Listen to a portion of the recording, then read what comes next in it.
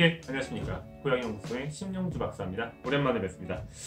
제가 정부 영역과제를 하느라고 정신이 없어서 한동안 여러분을 못 뵙고 근 2달여 만에 고양이 행동심리와 관련한 상담건에서 여러분을 뵙게 되었습니다. 자, 이번에 문의를 주신 분은 물론 여성분이시고 올해 34살이 되신 분이십니다. 시험 준비를 하고 계신데 고양이는 2마리를 13년째 키우고 계시답니다. 둘 다 중성화된 개체고 13년 정도면 거의 뭐 이제는 노년기도 한참 접어든, 그리고 부모님 2분과 함께 아파트에서 거주하고 계신데, 이제 문제가 되는 고양이는 평소에는 큰 문제가 없었습니다. 지난 13년 동안 술 이름으로 고양이를 지으셨는데, 고양이 이름을 청하와 복분자란 이름에 아주 재밌습니다. 내용은 좀 재밌는 건 아닌데 이름이 재밌습니다. 키워하고 있었는데 지난 11월 초에 지인이 키우고 있던 중성화된 고양이 2마리, 물론 이 고양이도 다 중성화되어 있고요. 중성화된 고양이 2마리를 이른바 임시보호를 잠깐 맡게 되신 거죠. 문제는 여기서부터 발생했습니다.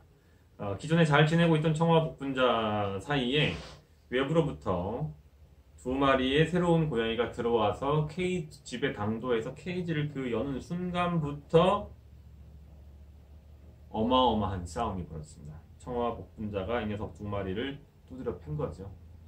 겨우겨우 말려서 다른 방에 집어넣고 이제 나중에 결국은 돌려보냈는데, 문제는 여기서 끝이 아니고 그동안 아무런 어려움 없이 잘 지내고 있던 청아와 복분자 사이에서 문제가 발생한 겁니다. 복분자가 청아를 보기만 하면 두드려 패는 상황이 벌어졌고, 더 나아가서 그것을 말리는 보호자 및 보호자의 부모님들을 물어서 병원에서 간단한 수술을 할 정도로 심하게 상처를 입으셨습니다. 그래서 현재 상황은 도저히 방법이 없다면 이 복분자를 자연방사하거나 아니면 안락사해야 되는 게 아닌가까지 고민을 하고 계신 상황입니다. 문의를 주신 분하고는 제가 통화를 시도했는데 바쁘셔서 통화가 계속 되지 않더라고요. 그래서 그 이상의 세부적인 상황을 듣지는 못한 상황인데, 자, 말씀을 드리겠습니다. 이거는 고양이를 키우시는 분들이 보통 크게 오해를 많이 하십니다. 고양이에 대해서. 그게 모든 문제의 시작인데요. 무슨 오해를 하시냐? 우리 고양이는 예쁘다, 우리 고양이는 깜찍하다, 우리 고양이는 귀엽다, 우리 고양이는 착하다 라고 보통 생각하세요.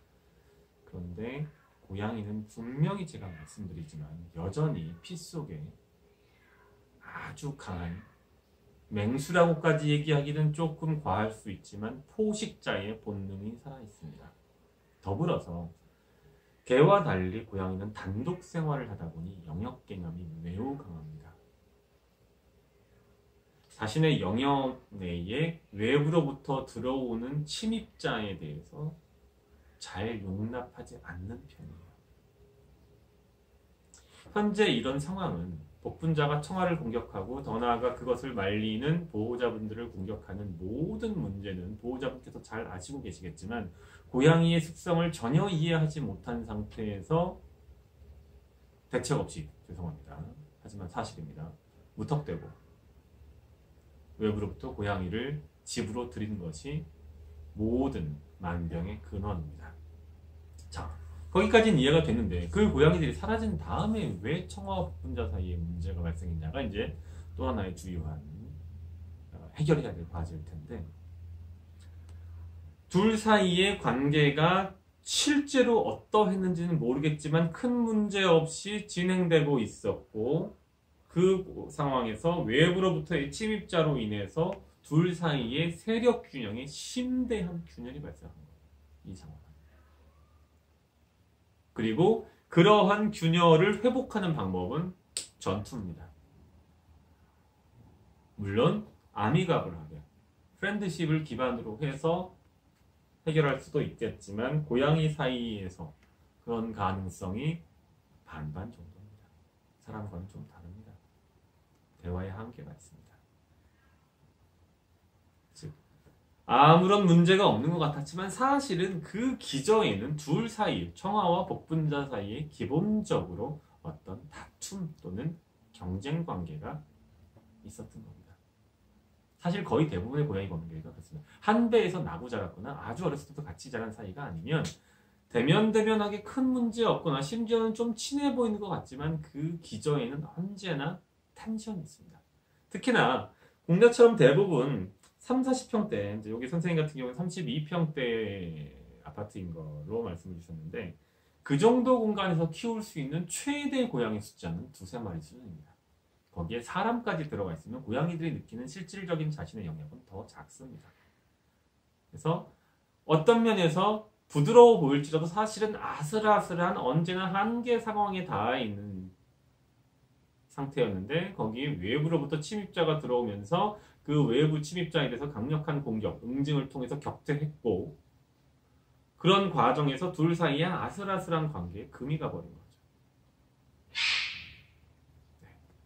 그렇게 이해하는 것이 맞고 이러한 관계는 회복이 쉽지 않은 편입니다. 일반적으로 아주 오랜 시간 축차적으로 접근해야 됩니다. 제일 좋은 방법은 두 마리 다 외부로 완전히 끄집어냈다가 현재 사육 공간으로 새롭게 입식을 시키고 그 과정에서 처음 만나는 고양이들이 하는 것과 같은 방식의 소개, 이건 제가 기존에 동영상을 통해서 많이 말씀드렸습니다. 냄새 교환부터 시작해서 그러한 방식으로 들어가는 것이 최선입니다. 그렇지 않으면 둘 중에 한 마리는 결국은 이 공간에서 살지 못하게 됩니다. 지금 부상까지 있는 상황이라.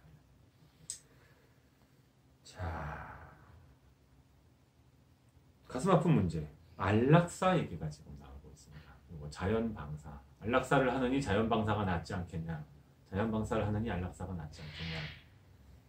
이 문제의 근원은 사실 보호자분께서 촉발하는 것인데 그 문제의 귀결이 고양이에게 돌아가는 것이 안타깝습니다. 일반적으로 이제 이런 식으로 많이 문제가 정리가 되는데, 귀결이 되는데, 안락사를 할 것인가 아니면 자연 방사를 할 것인가. 안락사하면 죽죠. 네. 자연 방사를 해도 대부분 죽습니다. 이 정도 나이에 이런 추위에 기존에 이미 세력권이 다 공고하게 있는 지역에 고양이를 갖다 놓으면 죽습니다. 이래 죽건 저래 죽건 똑같습니다. 해결책은 말씀드린 것처럼 둘 다 현 공간에서 완전히 끄집어냈다가 재입식시키는 것, 재소개시키는 것, 그것이 최선의 방법이고, 그것을 할 수 없다면 또는 그것에 효과가 없다면 그 다음은 이 고양이의 암울한 미래만 남겠죠. 가슴 아픈 현실입니다. 자, 간단히 정리하겠습니다. 많은 분들이 오해를 하십니다. 우리 고양이가 외로워 보일까봐 새로운 고양이를 드린다. 고양이는 외롭지 않습니다. 그들은 혼자 생활하는 것에 익숙하고 혼자 생활하도록 프로그램 되었다고 할 정도로 혼자 사는 것을 만끽합니다. 익숙한 정도가 아니라 만끽합니다. 그런데 인간의 어줍지 않은 생각으로 외로울까봐라는 맥락에서 새로운 고양이, 그것도 이미 성체인 상황에 다른 고양이가 들어온다? 치명적인 상황을 유발할 수 있습니다.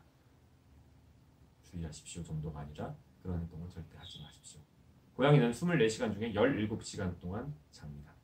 밥 먹는 시간은 불과 3, 40분입니다. 사냥을 할 필요가 없기 때문에 그루밍을 2, 3시간 동안 합니다.